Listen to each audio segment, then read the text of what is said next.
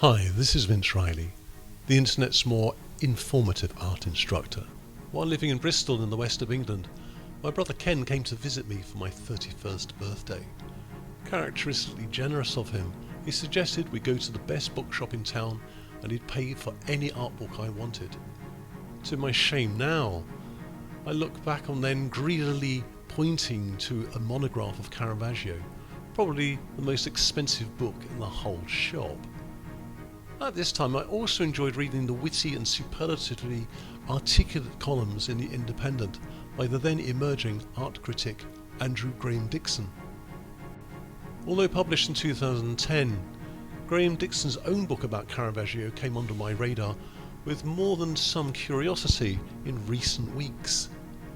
In it he argues that he not only contradicted the Platonic Classical ideal of forms that dominated Western art at the time by painting figures with a warts and all realism, but often depicted religious deities such as our Lord and the Blessed Virgin as down-at-heel prols, the models for which were often known criminals and whores. The idea that great art is born from virtue is problematic with Caravaggio, as he was a murderous, volatile psychopath. Therefore any biography of his makes compelling reading.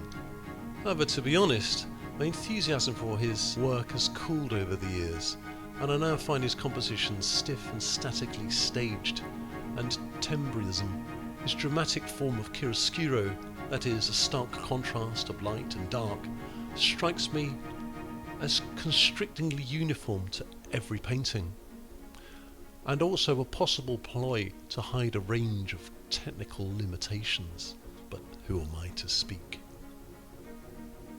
My one misgiving of this book is that, as I read it on my iPad, I hadn't a clue that the pictures discussed in the text were stacked or, for me, hidden away at the end.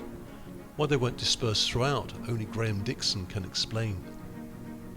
My own connection with him is when he reviewed an Edvard Munch exhibition at the National Gallery in London in '92, in which he claimed that Munch's The Scream was in fact a laugh.